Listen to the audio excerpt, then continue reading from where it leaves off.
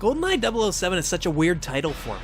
I grew up during the time when this game was highly popular. I semi-owned it due to how long I got to borrow it from my cousin, and I did enjoy playing it, even though I was probably too young to understand the mission aspect of it. But I don't have much nostalgia for this game like so many others my age do. The reason why I find it so weird though is because I'm a pretty big 007 fan. I couldn't get enough of the 6th generation games like Nightfire and Everything or Nothing, and I love the movies, especially the Sean Connery era. Hell, I probably watched Goldeneye the movie more times than I played the game. But this one, I could just never get into it as much as other people did.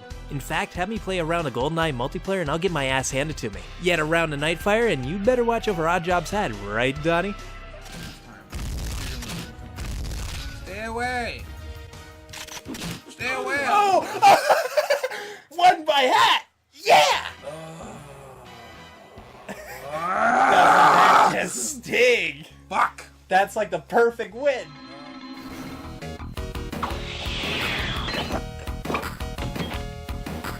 Oh, I bet that last still stings a bit, doesn't it, Hitman?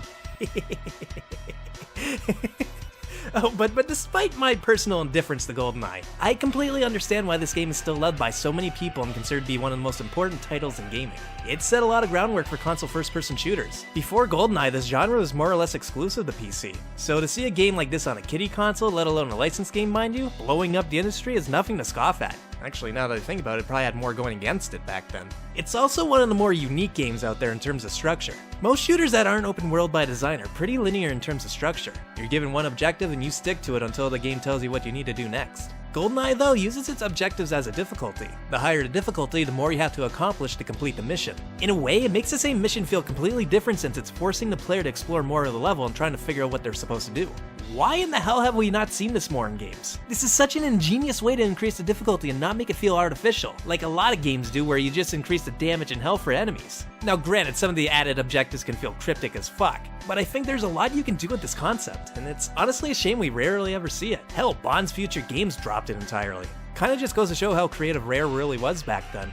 Oh, so cheats! Oh my god, why is cheats for at least offline modes not a thing anymore? Goldeneye was one of the best examples on how to do cheats in video games. Not only do they have the godlike ones like invincibility and unlimited ammo, but even the fun and outrageous cheats like DK or paintball mode to me are some of the best ways to reward a player and have them coming back for years, since it lets you play the game in a way that you weren't originally supposed to. As you can probably tell, I'm a fan of Game Shark and mods for this very reason. I love this kind of stuff. But as much as I appreciate what Goldeneye has done for the industry and its genre, I can't pretend that the game still holds up very well, cause oh my god, this was a hard one to come back to. And I'm not the only one, even friends I know who played this game to death will even tell you that they just can't do it anymore. Playing a first-person shooter with just one joystick and it's like, nope, no, it's not fucking happening.